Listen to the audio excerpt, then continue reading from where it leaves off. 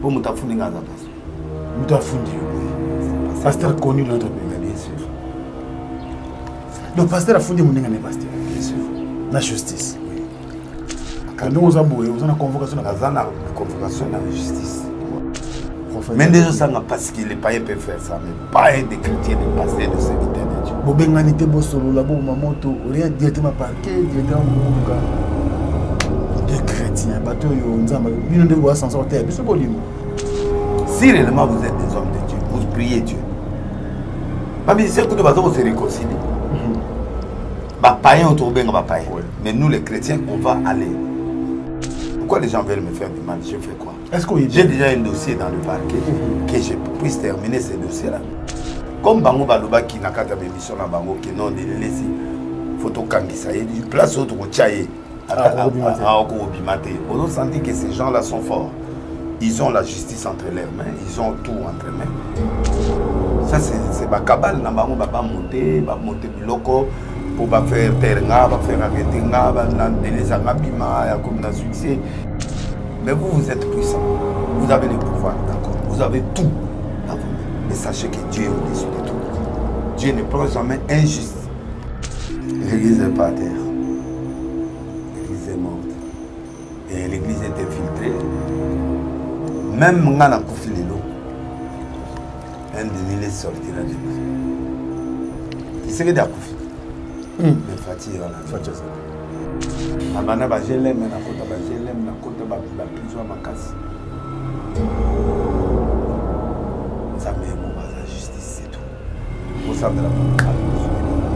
De la bonne qui parquet.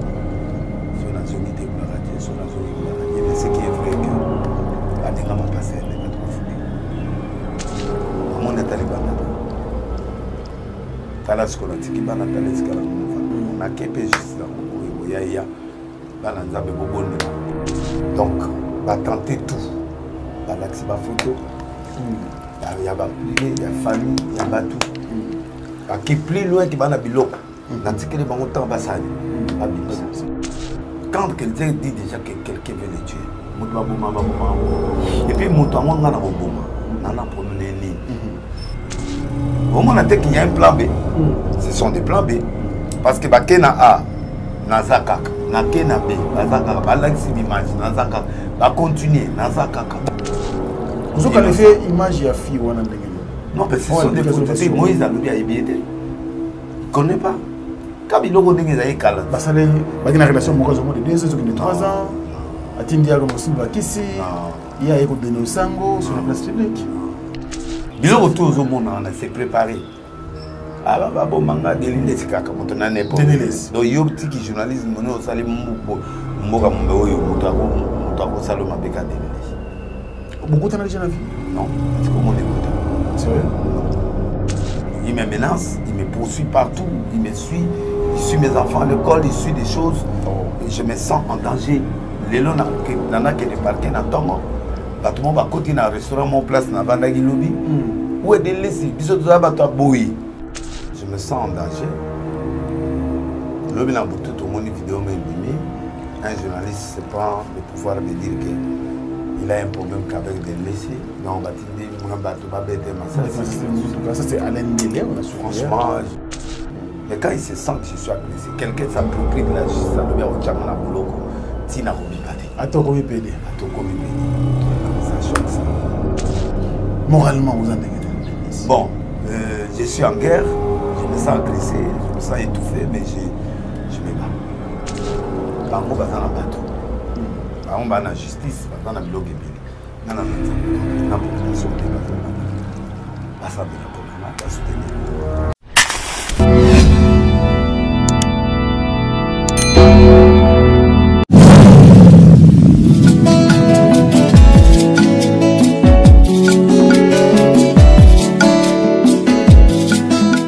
Mesdames et messieurs, bonjour. Ici, nous sommes venus surprendre votre prophète, votre chouchou, votre bien-aimé, votre frère Denis Lessi. Tozana atmosphère de il est quelque part ici à Kinshasa. Pourquoi? Parce que sa vie est en danger, il est menacé. Et puis, problème retour. Pourquoi? Parce que depuis un certain temps, à une initiative, à une décision, à dénoncer Makambu, à analyser sur beaucoup de choses. Même Makambu est allé Mbokanabiso, il parle au nom du chef de l'État, il parle des chefs de l'État, Nzela Naïm, Misala Naza Osala, la politique est belle, Basala Mamba Osala. En fait, ça une analyse normale comme tout le monde. Mais depuis, il y a dénoncé Makambu l'église, apparemment même sa propre vie privée, sa famille et autres. Il est en danger, mais là, moyen surtout tourner une émission dans le plateau, tout comme dans le Ezate. Donc, tu as informé, qu'est-ce qui se passe actuellement avec le prophète Denis? Prophète, bonjour. Bonjour. Alors,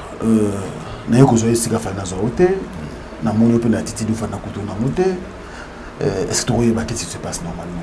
Bon, je me sens en danger. L'homme a tout au monde vidéo un journaliste se prend le pouvoir de dire qu'il a un problème qu'avec des laissés. Donc, en tout cas, ça c'est Alain Délé, on a su. Franchement, je suis Sirnere Lanza Kolela Makas. Je suis prophète des nations. Je ne savais pas que les Congolais peuvent aller trop loin. Donc, tenter tout. L'accès à photo. Il y a privé, il y a famille, il y a tout. Qui est plus loin que les biloko. Dans ce qu'il y a ambassade. Tout ce qu'ils peuvent faire.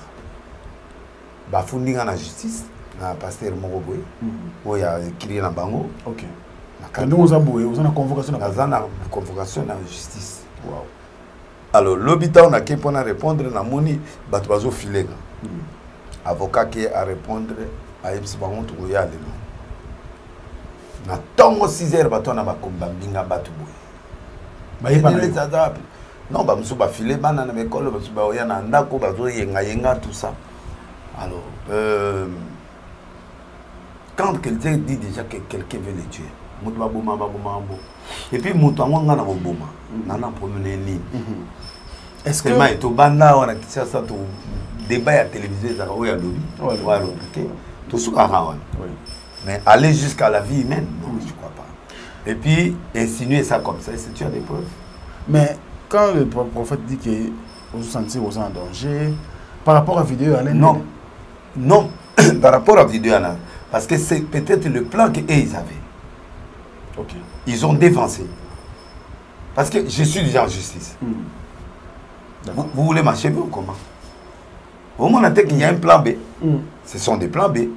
Parce que Bakena A, Nazakak, Nakena B, Bazakaka, Balaxi Bimage, Nazakak, va continuer, Nazakaka, Balobi. Donc, dans le dossier, il y a deuxième mariage, il y a une main noire derrière. Mais bien sûr, mais on a eu la preuve. Les autres bandits, il y a un complot qui a été fait, viol, Bakena, tout ce qu'ils sont en train d'inventer, ils sont en train de partir. Mais pour quelle fin? Si réellement vous êtes des hommes de Dieu, vous priez Dieu. Mais c'est que vous se réconcilier. Mais nous les chrétiens, on va aller. On veut tuer notre frère, on veut le faire terminer, on veut le mettre en prison. Je dois mériter quelque chose que j'ai fait. Mais les analyses, c'est quoi? Toi, tu me poses des questions sur un fait qui est là. Et on a fait, on a ce qu'on a lobby. Mais quand le frère, notre frère Alain Del, les journalistes, dit que Betty Massa, sérieusement, il a été gloire à Dieu, mais il dit que Azana dossier comme Moko, étant que journaliste d'investigation, a géré un dossier belé, mais actuellement, il y a des milices.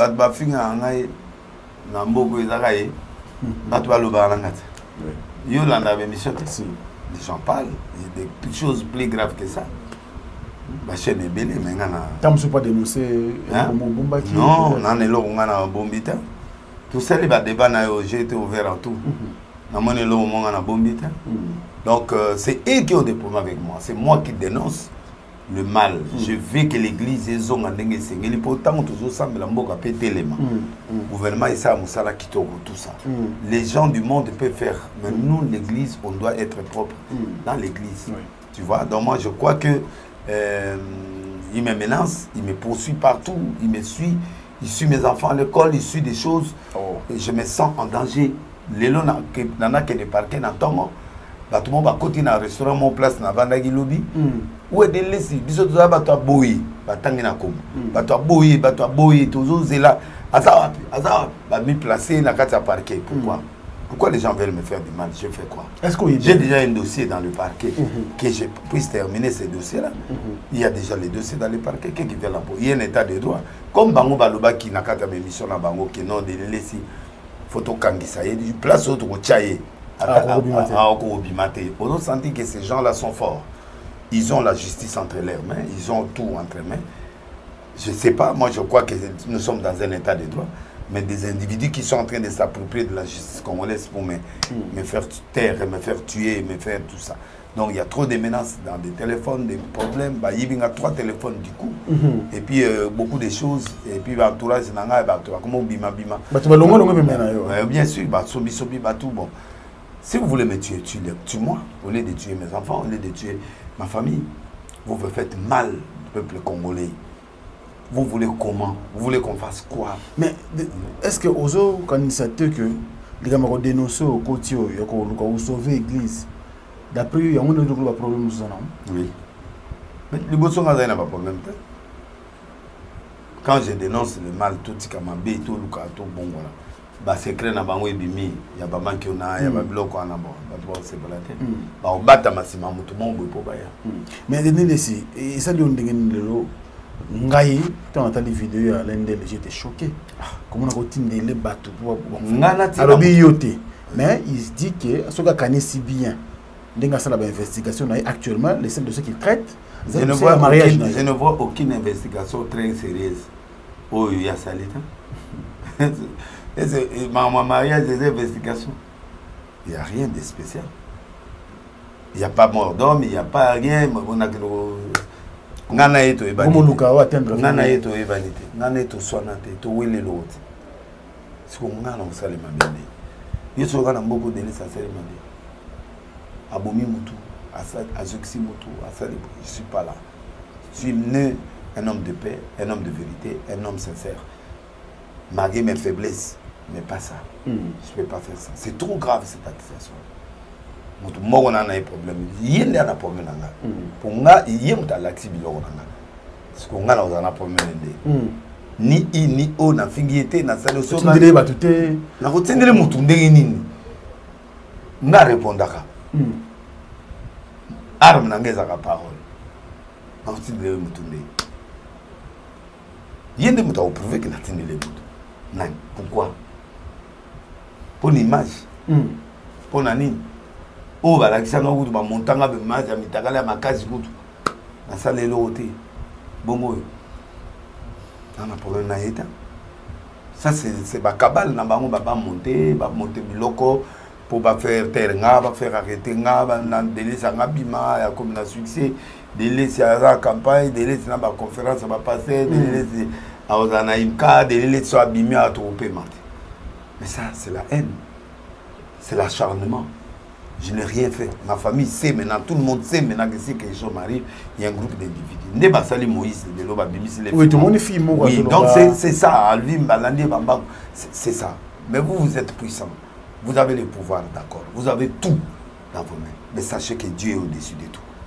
Dieu ne prend jamais injuste. Vous avez fait image de la fille ou non? Non, mais ce sont des photos. Moïse a l'objet à Ibiété. Il ne connaît pas.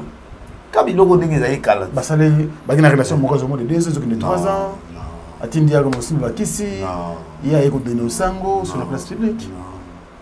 Pourquoi dénoncer qu'il y a un héros? Pourquoi c'est un caca héros? Pourquoi c'est elle? Pourquoi? C'est ça le problème. La précaution nous a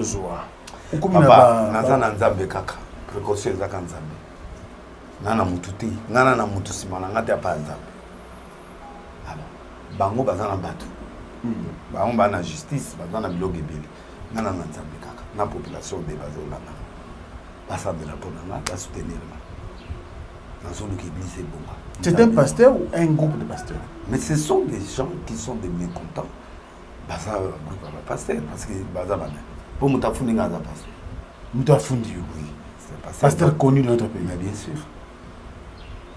Donc, pasteur a fondé mon n'est pasteur. Bien sûr.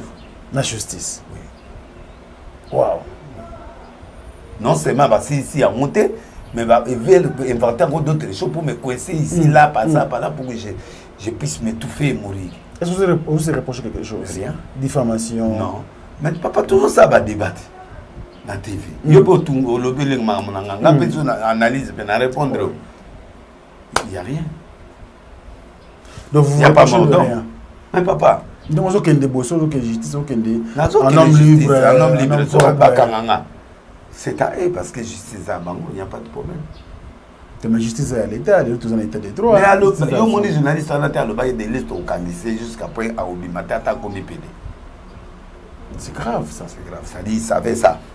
Bah, il y a des gens qui ont préparé comme coup. Des coups, il y a des gens qui ont préparé comme coup. Est-ce que Bazo réussit au conseil de laisser mon logo? Non, je ne peux pas fermer la bouche. Ma bouche ne se fermera jamais pour un homme, pour perdre de la mort, non. Je ne peux pas. Vous avez bangaté? Attends, on a coupé l'autre. Parce que ça, c'est un coup, non? Ce sont des coups. Parce qu'on a remarqué que vous avez classe T, tout ça. Voilà, donc c'est ça. Les gens sont... la famille est menacée. Famille ou amour privé? Ouais. Est-ce qu'en dehors de l'émission, ce qu'on vend au Canissi, vous avez des gens qui sont en dehors de moi, en dehors de l'émission, je n'ai rien.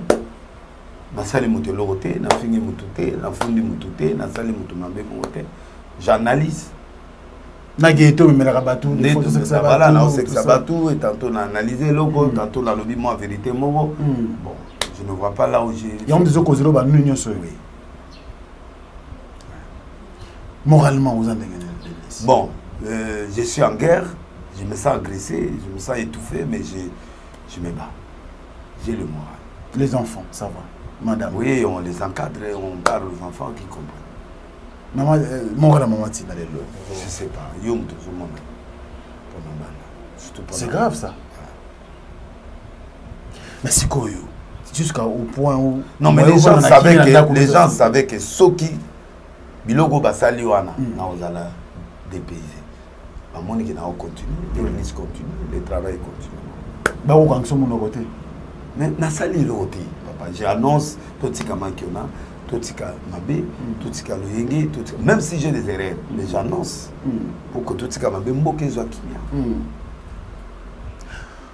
Est-ce que Balouka quand même ça au pays non, il n'y a personne. Moi j'ai défendu certaines personnes. Ah, on a l'accès à Balokolo, il y a pasteur mon bonhabita là le colonaï.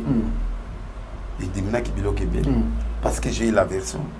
Je parle toujours des versions déjà. Bon. Aujourd'hui je suis encore au procès pour ça. Bon, je ne sais pas. Qu'est-ce que je dois faire? Bazo reproché au niveau. Naïveté. Nazo que naïve. Bandeko, ça fait trop mal.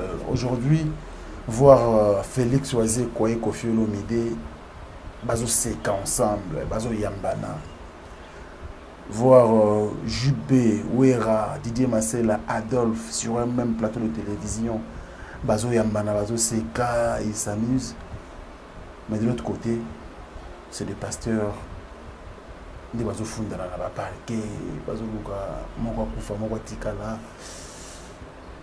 Quand le frère Patrice savait chanter dans le temps, je cherchais le monde, je le trouvais dans je cherchais le monde, je le trouvais dans l'église, je cherchais l'église, je le trouvais dans le monde. Apparemment, autrement comme on les a pour la scène, le spectacle de vivre ko kuta deni un prophète na ba ita o na ba place de côté lié.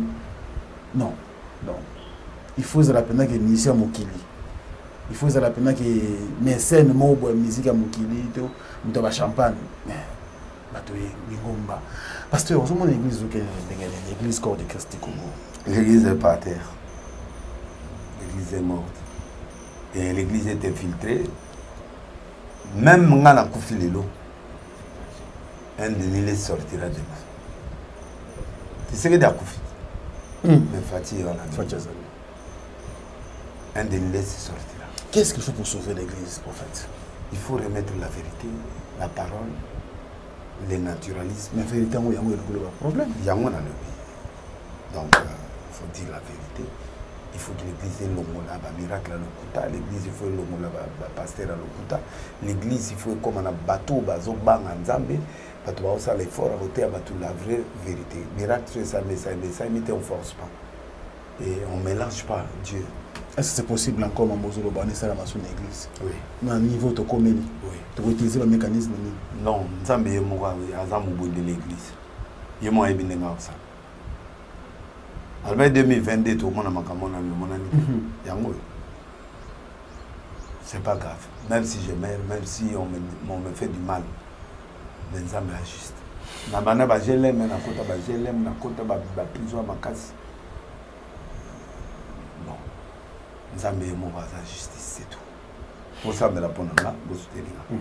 Je vais vous dire que si on a zongé gloire à Dieu, si on a zongé gloire à Dieu, mais ce qui est vrai que Baninga va passer les bateaux à fouler. C'est un pasteur en fait qui a sorti, a diminué l'Ominae, les autres sont cachés derrière. Ce n'est pas possible. Bilo autour au monde, on s'est préparé. Ah bah bon manga délilé c'est kaka moto na n'importe. Donc yo petit journalisme no sali mboka mumbe oyo moto ako saloma beka délilé. Beaucoup t'en as déjà vu? Non, c'est comme on est voté. Sérieux? Non. Est-ce que ça a un coup de fil? Non, à Komelanga. Non, coup de fil. À 5 ans, il dit à Komelanga, on a bien tourné question dans la problème. Dis-moi tout ça. Est-ce qu'on a un problème? Non. Ici. Bon, on a les Nayana, on a tout ça. J'ai les écrits.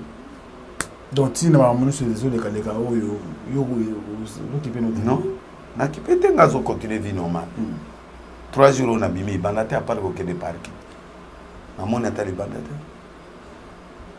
On a été on a été juste là. Okimité, Okimité, se retrouver dans Brazza, se retrouver dans pourquoi? Je me reproche de rien. Banaliste au Salaka. Ou bien Betty ou Betty. C'est normal, non? Droit de réponse est à la hâte. Ceux qui banalisent le roman pour monter à l'obiam, tous les camots et bimi n'amboka. Je dois répondre. Allez, merci. Moi, je pense que vous comprenez vous-même. Il n'y a pas trop de commentaires à faire là-dessus. Mais déjà, ça n'a pas ce que les païens peuvent faire ça. Mais pas des chrétiens, des pasteurs, des serviteurs de Dieu. Bobenganité, Bosolo, la Mamoto, rien directement parqué, directement de chrétiens. Bateau, Nzamba, vous nous mettez où? L'Église doit constater que le président de la République, soit il a fait un président, d'accord. Il a fait un ni président, il a fait un au contraire, je soutiens le pouvoir en place. Je fais tout ce que je sais faire. Moi, je suis des grands bandits. Ils ont influencé dans beaucoup. Les lots, ceux qui ont touché, quand ils vont toucher. Bien sûr. Je draine des foules derrière moi aussi. Mais quand il se sent que je suis agressé, quelqu'un s'approprie de la justice, donc ça choque ça. Non, mais yango ils ont ça yango ils ont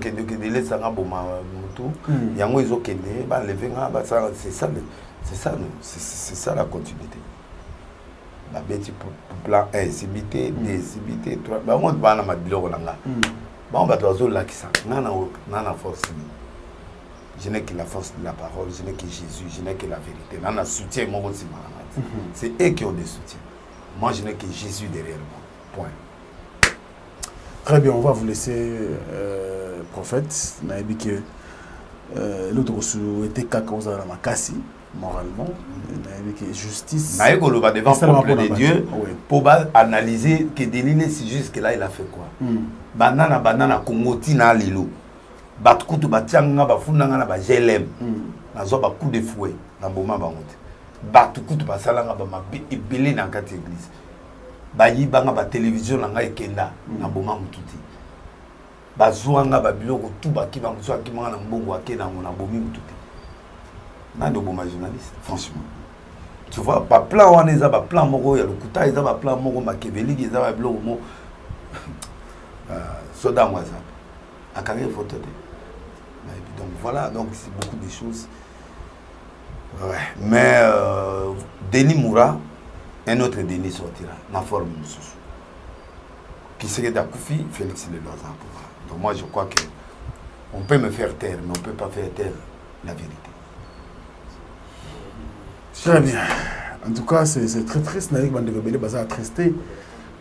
Tout mais ça n'attend au sekaka. Absolument n'attend au sekaka. Tout n'attend au yé la rabiso gaieté bon numéro wana mais l'attitude aux autres bello. N'angamro na ko tout ba question parce que je me sens déjà abattu. Terrible. Et je me mets à la place. On peut pas avoir la haine jusqu'à ce niveau-là. On peut pas aller. Baro Lukasko Nini. Vous voulez quoi? On est en justice.